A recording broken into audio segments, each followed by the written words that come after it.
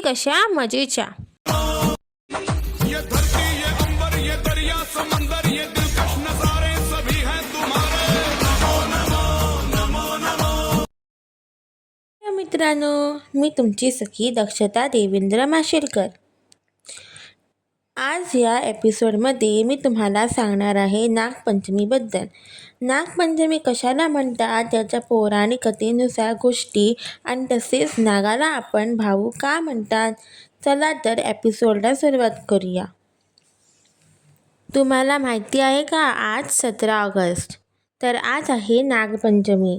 श्रावण महिन्यातील शुक्ल पक्षाच्या पंचमीला नागपंचमी हा सण साजरा केला जातो. नागपंचमी म्हटल्यावर सर्वजण किती उत्साहाने नागबंधूंची स्त्रिया सर्वजण वाट बघतात. नाग हा आपला मित्र असतो, तसाच बंधू पण असतो. तर मित्रांनो, काही लोक नागोबांना एक दिवस आधी आणतात, तर काही जण त्याच दिवशी. तो मातीच्या मिठीने बनतो, तसाच पिठाच्या गोळ्याने सुद्धा बनला जातो. त्याला छान आकार देऊन ती मूर्ती हुबेहूब बनवली जाते. श्रावण शुद्ध पंचमी म्हणजेच नागपंचमी. श्रावण शुद्ध पंचमीला नागाची पूजा करतात, म्हणून या तिथीला नागपंचमी म्हणतात. तर या दिवशी सर्वजण लवकर उठून स्नान करून हळद कुंकू रक्तचंदनाने पाटावर 5 फण्यांचा नाग किंवा नागाची मूर्ती आणून तिची पूजा करतात. पूजा करताना अनंत वासुकी, शेष, कंबल, शंखपाला, पद्मेवर, धृतराष्ट्र, नक्षक आणि कालिया या नवनागांची नावे घेऊन फुले वाहतात. लाह्या, हरभरे वाहून दुधाचा व नैवेद्य दाखवतात. काही ठिकाणी घराच्या भिंतीवर चित्र रेखाटून त्याची पूजा करतात. या दिवशी सर्पकृती, भाज्या चिरू नयेत, या भाजून खाऊ नयेत, जमीन खणू नयेत, जमिनीतून काही उपटून काढू नयेत, ज्या योगे सर्प हत्या घडू शकेल असे कोणतेही कृत्य करू नये, हाच त्या मार्गाचा हेतू असतो. तर मित्रांनो, नागपंचमीच्या मागे सुद्धा खूप साऱ्या गोष्टी आणि त्याची कारणे आहेत. पंचमी की प्रचलित आज कथा सुनाते हैं, पावन कथा सुनाते हैं. इस दिन भक्तों नाग देव क्यों पूजे जाते हैं, हम तो इस दिन भक्तों नाग देव क्यों पूजे जाते हैं, हम कथा सुनाते हैं. पहिली गोष्ट आहे ती म्हणजे कालिया नागाने मागितली माफी. चला तर मी तुम्हाला सांगते, ऐका. एकदा गोकुळात काय झालं माहिती आहे. कालिया नाग हा कश्यप ऋषीचा पुत्र होता. तो गरुडाच्या भीतीने यमुना नदीकडे रमणक द्वीपावर येऊन राहू लागला होता.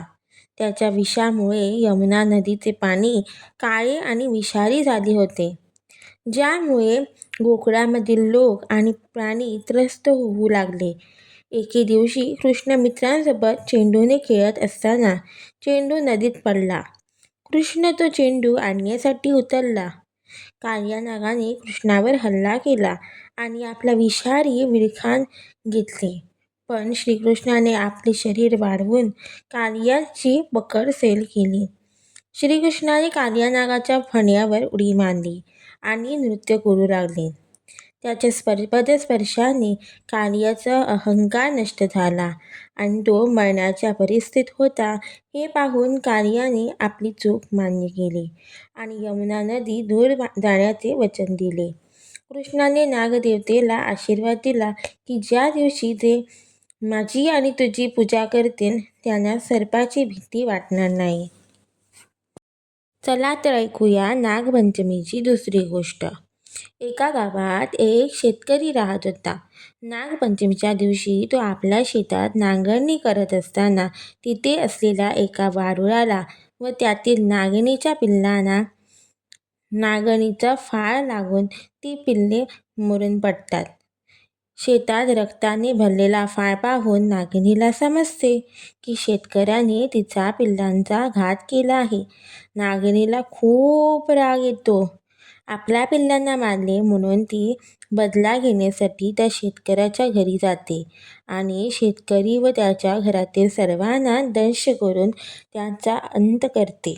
फक्त एक विवाहित मुलगी जी सासरी असते ती वाचते, कारण ती परगावी असते. जेव्हा तिला समजते तेव्हा नागिनी त्या मुलीचाही माग काढून सासरी जाते. पण ती मुलगी अतिशय नम्रपणे पाटावर दुधाची वाटी ठेवून नागिनीची मनोभावे पूजा करते, क्षमा मागते व तिला आपली माता मानून ओवाळते. तिची भक्ती आणि नम्रता पाहून नागिनी प्रसन्न होते. तो तिचे सर्व पुन्हा जीवित करते आणि भरभराट व संपत्तीचे वरदान देऊन निघून जाते. त्या दिवसापासून नागपंचमीला जमिनीत नांगर न चालवणे, कोणतीही भाजी न चिरणे, तव्यावर काही न भाजणे किंवा तळणे न करणे हे नियम पाळले जाऊ लागले. आता मी सांगणार आहे नागपंचमीची तिसरी गोष्ट, नागोबा भाऊ आणि धाकट्या सुनेची कहाणी. एका नगरात एक ब्राह्मण राहत होता. त्याला 7 सुना होत्या. श्रावण महिना आल्यावर सर्व सुना आपापल्या माहेरी गेल्या, पण धाकट्या सुनेला माहेरचं कोणीच नसल्याने ती घरीच राहिली आणि खिन्न झाली. तिने मनोभावे प्रार्थना केली की नागोबा देव हाच माझा भाऊ आणि तोच मला माहेरी न्यायला येईल. ही व्याकुळ हाक ऐकून शेष नागदेवताला तिची दया आली. नागदेव एका देखण्या मानवी तरुणाचे रूप घेऊन तिच्या घरी आले आणि स्वतःला तिचा भाऊ सांगून तिला आपल्या नागलोकात घेऊन गेले. नागलोकात राहत असताना एके दिवशी नागिनीच्या प्रसूतीवेळी धाकट्या सुनेला हातात दिवा धरायला सांगितले गेले. पिल्लांच्या वळवळण्याने ती घाबरली आणि हातातला दिवा खाली पडल्याने पिल्लांची शेपटी किंचित भाजली. नागिन आधी रागावली, पण मुलीच्या निष्पाप स्वभावामुळे आणि भक्तीमुळे नागदेवतांनी तिला माफ केले व भरपूर धनधान्य दागिने देऊन सासरी सुखरूप पोचवले. साप आम्हाला त्रास देत नाही, पण त्याच्याविषयी माणसाच्या मनात एक प्रकारचे भय वास करते.